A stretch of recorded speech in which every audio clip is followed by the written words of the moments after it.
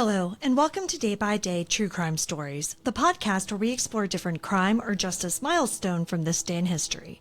I'm your host, Kona Gallagher, and today is July 29th. On this day in 1994, 7-year-old Megan Kanka disappeared from her front yard in Hamilton Township, New Jersey. What happened to Megan shocked the nation and led to sweeping changes in how we deal with convicted sex offenders. Her story is heartbreaking, but it sparked a movement that still echoes to this day. Today, we're talking about the murder of Megan Kanka and how this horrible tragedy led to powerful change. Let's get started.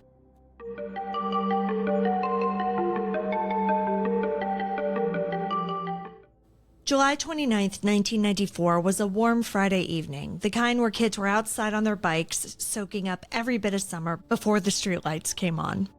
7-year-old Megan Kanka had spent the afternoon riding her pink bicycle along Barberley Drive, a quiet street in her neighborhood. She knew it well. It was safe. Or so everyone thought. Around 6:30 p.m., Megan still hadn't come in for dinner. Her mom, Maureen, had just woken from a quick nap when she realized that something was wrong. Megan wasn't in the yard, but her bike was on the front lawn, just lying there. That abandoned bike was the first gut punch. Something wasn't right. Maureen and her husband Richard immediately sprang into action, knocking on doors, calling Megan's name up and down the block. Neighbors joined in without hesitation, combing every corner of the neighborhood. By 8 p.m., what had started as a frantic search had turned into one of the largest efforts the area had ever seen. Eventually, there would be over 500 police officers, dozens of firefighters, and hundreds of volunteers looking for Megan. They searched wooded areas, parks, garages, crawl spaces, anywhere a child could hide or be hidden. Flyers with Megan's bright, smiling face were passed out to anyone who would take one. But as night fell, hope gave way to fear. Because the longer that Megan was gone, the clearer it became. This wasn't just the case of a lost child. Something much darker had happened. And it wasn't until later that they would learn that the danger had been lurking just across the street. Just a few yards from the Kanka's home lived 33-year-old Jesse Timmendequas. To the neighborhood, Jesse seemed quiet. He kept to himself, and nothing about him really raised alarms. But the next day, everything changed. After police learned that one of the other roommates in the home was a sex offender, police zeroed in, and they questioned all of the roommates, including Timmendequas. They ended up bringing him into the station for a formal interview, but it wasn't long after that, while he was back at home, that he came clean. He led police to a secluded area of Mercer Park where he showed them the location of a tool chest. Inside, they found Megan. He confessed to everything. He had lured Megan into his home by telling her that he had a new puppy. Once she was inside, he sexually assaulted her, and when she tried to escape, he strangled her with a belt. Then he placed her in the chest and dumped it in the park. It was horrifying, and worst of all, it was preventable. Timmendequas wasn't just some random guy who happened to be roommates with a sex offender. He was an offender himself. He had 2 prior convictions for sexually assaulting young girls, one who was only 5 years old and another who had been 7. He had served time for these crimes. He had received treatment, but no one had ever told the Kankas or anyone else on their block. And this was a man who was likely to reoffend. Therapists at the prison where he'd served time said that he barely participated in treatment.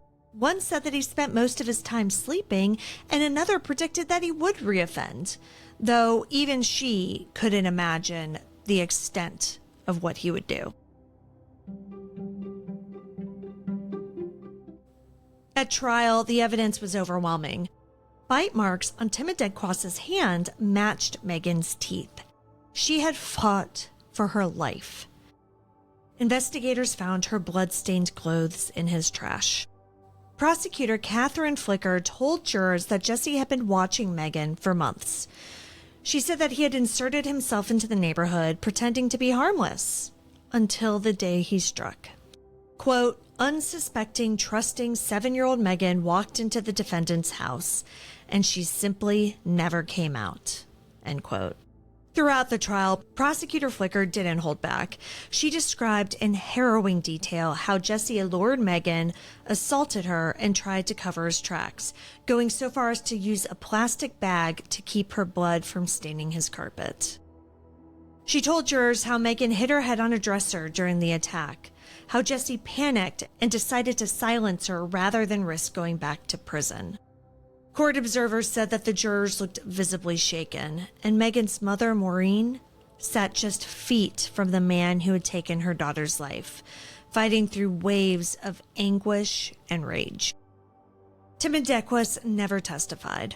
On May 30th, 1997, he was found guilty on all 8 counts, including murder, kidnapping, and multiple charges of sexual assault.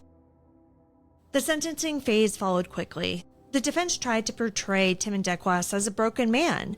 They said that he was abused as a child, had a low IQ, and had been struggling with mental health issues.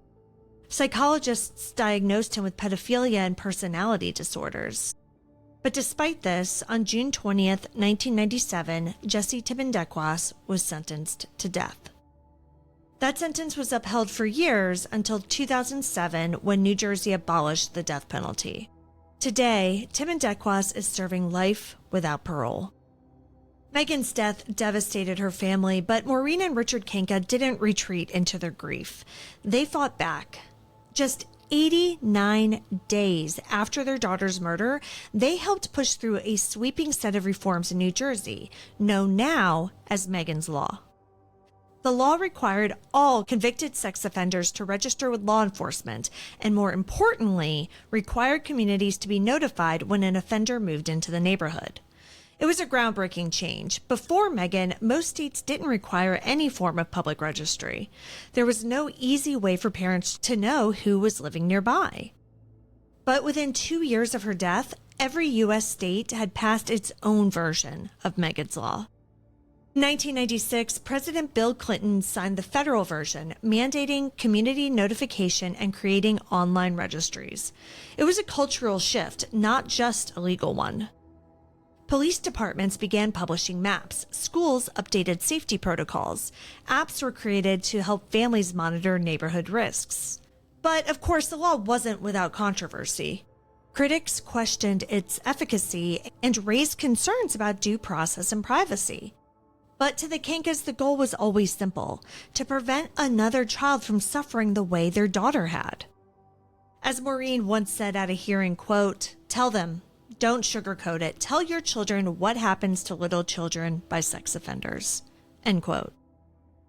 Today, Megan's legacy lives on. Jesse Timmendequas remains behind bars. But the changes brought about by her story have shaped how communities across the country talk about safety, awareness, and prevention. The Megan Nicole Kanka Foundation, founded by her family, continues to work with schools, parents, and law enforcement to keep children safe. It's a powerful legacy, and it all started with a little girl who never made it home for dinner. Thank you for joining me on today's episode of Day by Day True Crime Stories. If you found Megan's story compelling, please subscribe, rate, and review the podcast. It'll help us grow. And be sure to join me again tomorrow as we explore another significant event in true crime history. Until then, stay safe and remember that behind every headline is a life worth remembering. Day by Day, True Crime Stories is a Little Monster production. Hey, you can do it!